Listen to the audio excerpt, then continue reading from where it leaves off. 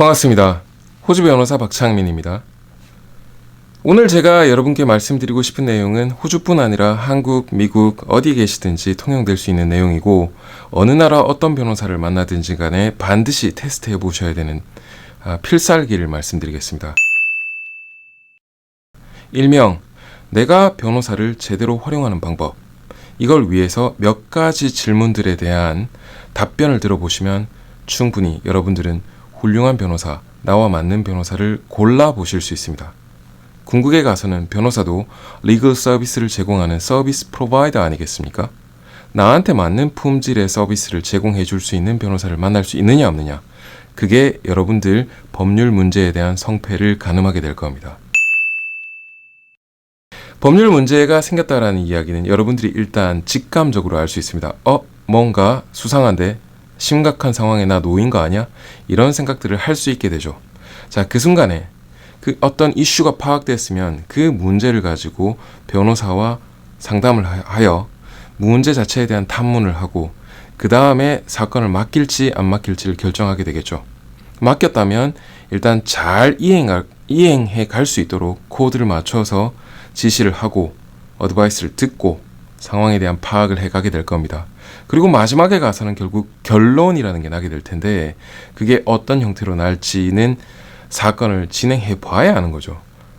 결국에 법률 문제는 무슨 수정구술 안에서 미래를 바라보는 게 아니라 사건이 진행됐을 때 그걸 뒷받침하는 증거는 어떠냐, 상대방의 논리는 어떻게 되느냐, 상대방이 준비한 증거는 어떻게 되느냐, 이런 것들에 따라서 완전히 달라질 수 있기 때문입니다. 그럼 이 일을 맡기기 전에 어떤 것들을 질문해 보아야 될까요? 첫 번째로 제가 생각할 때 이런 질문이 가야 됩니다.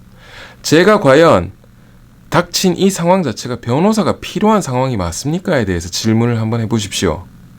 사건 자체 또는 그에 따른 수임료에 목숨을 걸고 욕심을 내고 있는 변호사라면 물론 모든 문제는 변호사가 필요합니다 라고 할 수 있을지도 모릅니다. 그런데 이 정도는 이렇게 풀릴 것이고 법적으로 이런 임플리케이션이 있기 때문에 당사자 간 합의를 한번 해보시는 것도 좋습니다 라든지 이런 의견을 내줄 수 있는 변호사이냐 아니냐.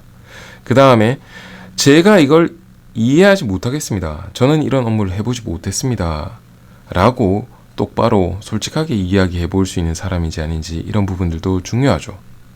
그 다음으로 해당되는 변호사가 과연 어떤 부분에서 전문 기술을 가지고 있고 능력을 가지고 있고 이력을 가지고 있는지 확인해 보셔야 됩니다. 이력서를 보고 웹사이트를 보는 것도 의미가 있겠지만 직접 도전적으로 물어보십시오. 변호사님 주특기는 뭡니까? 어떤 부분에서 이제까지 업무를 해오셨고 제 일을 맡아주실 수 있습니까? 그럼 어떻게 진행해 보실 것이고 예측되는 진행 방향은 어떻게 되는데요? 이런 부분들을 물어보실 수 있죠. 소비자이고 의뢰인이기 때문에 당연히 이런 것들을 물어볼 수 있는 권리가 있습니다. 이런 질문에 굉장히 오펜시브하게 느끼는 변호사가 있다면 그 변호사랑 일하시면 안 되죠, 그죠? 네. 다음 질문은 변호사 사무실의 규모와도 관련이 되어 있습니다. 너무 컸을 때 내 일을 변호사님이 직접 해주실 겁니까? 아니면 지도하에 밑에 주니어 변호사들이 진행을 하게 됩니까? 제가 누구랑 이야기를 해야 됩니까? 그 다음 일이 잘 됐을 때, 못 됐을 때 누구에게 어떤 이야기를 해야 되고 어떻게 문제를 풀어가야 되는지에 대해서 명확하게 물어보시고 그에 대한 체계적인 답변을 줄 수 있는 변호사 사무실을 만나야 됩니다. 혼자 하는 개인 변호사라고 더 신경을 써줄 수 있는 것도 아니고 규모가 큰 곳이라고 체계가 더 잡혀 있다라고 단언해서도 안 되기 때문이죠. 그 다음 책임 소재에 대해서도 명확하게 하십시오. 그래서 일이 잘못했을 때 누가 책임질 건데 라는 부분들에 대해서 반드시 물어보셔야 됩니다. 대부분의 경우에 법무법인의 형태라면 회사 자체가 그에 대해서 책임을 져야 되겠죠. 그 다음에 컨덕트라고 해서 변호사가 개인적으로 과실이 있었다거나 했을 경우에 그에 대한 어떤 행정적 처분이라든지 이런 것들이 당연히 뒤따라야 될 겁니다. 나 몰라라 하는 형태로 뒤에 숨거나 어디 변호사에게 그런 이야기를 하느냐라고 이렇게 갑질을 하는 사람이 있다면 아무래도 여러분들이 일을 맡기는 데 있어서 문제가 있을 수 있습니다. 그 다음 일 맡기기 전에 비용 조건이 어떻게 되는지는 반드시 물어보셔야 되죠. 그죠? 보통의 경우에 hourly charge를 하게 되는 경우 전체적인 비용을 한 번에 알 수는 없습니다. 하지만 ballpark figure라고 해서 estimation이라든지 단계별로 어떻게 될지에 대해서 그 다음에 청구하는 조건이 시간당 얼마인지 이런 부분들은 명확하게 지금 나와 있어야 되고 no win no fee라고 해서 conditional cost agreement가 해당이 되는지 아니면 fixed fee인지 이런 부분들을 확실하게 확인하셔야 됩니다. 그 다음 cost estimation이라고 해서 대략적인 비용이 변동이 될 수 있는데 변동될 때 반드시 사전 고지를 해달라고 이야기를 하셔야 되고 그에 대해서 로우 펌의 법무법인의 아니면 개인 변호사의 입장이 어떠한지 들어보실 필요가 있습니다. 그리고 지금 현재 맡기게 될 이런 사건이 앞으로 대략적으로 어떤 방향으로 나가고 시간은 얼마나 소요될 수 있고 최선과 최악은 어떤 결론이 날 수 있는지에 대한 빅픽처를 알고 있는 변호사와 그렇지 않은 변호사는 천냥지차가 납니다. 일반적으로 사건을 받고 그 다음에 법정 변호사를 써서 그쪽이 가이드를 받아서 그냥 중간에서 메신저 역할만 하는 사람들도 있을 수 있는데 썩 좋지 않습니다. 내 사건을 핵심적으로 주도적으로 드라이브 해갈 수 있는 능력을 가진 변호사인지 확인하실 필요가 있죠. 그 다음에 커뮤니케이션을 할 때 이메일, 전화, 문자 메시지 이 중에 무엇을 통해서 어떻게 하기를 원하는지 그 선호도에 대해서 한번 물어보시고 그 다음에 약속할 수 있는 턴오버 타임에 대해서 확인해 보십시오. 제가 질문을 했을 경우에 얼마 만에 답변을 기대할 수 있는지 이런 부분들은 굉장히 중요하지 않습니까? 그죠? 네.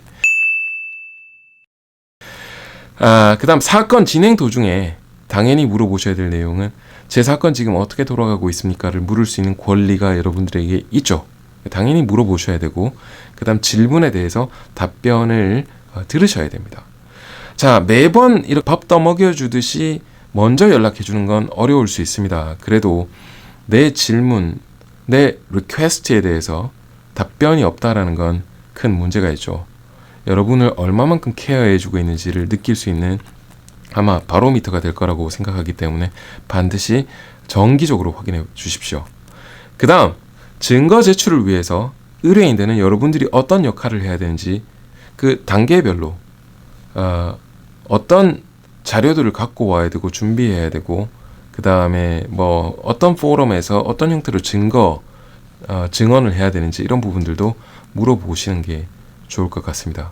결국 재판이라든지 히어링이라든지 이런 것들을 하게 됐을 때 경험이 있고 없고에 따라서 의뢰인을 준비시키는 과정에서 큰 차이가 생길 수 있기 때문입니다. 중도 해임 가능한지에 대해서 물어보셔야 되고 조건은 어떤지 그 다음에 contract termination, retainer termination이 됐을 때 여러분들이 어떤 fee exposure가 되는지에 대해서 한번 확인해 보실 필요가 있겠죠.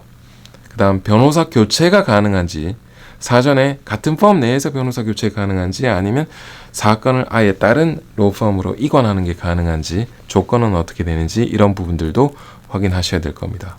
그 다음 궁극에 가서 가장 중요한 내용이라고 할 수 있는데요.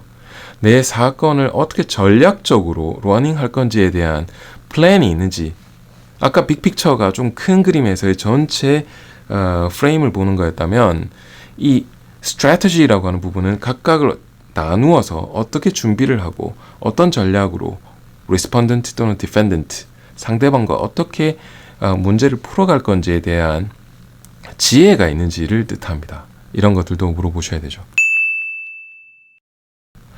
사건이 성공적으로 마무리되었다 또는 내가 원하는 대로 마무리되지 않았다라고 이제 그 마지막 최종 스테이지 즈음에 갔을 때를 한번 생각해 봅시다.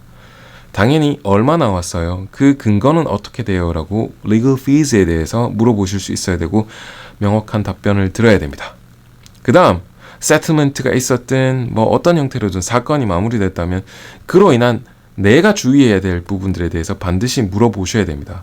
그래서 난 이런 걸 해도 되냐고 안 되냐고 앞으로 뭘 주의해야 되냐고 그 다음에 추가로 부담해야 될 부분들이 뭐가 있냐고 이런 부분들을 명확하게 명쾌하게 들으셔야 되죠.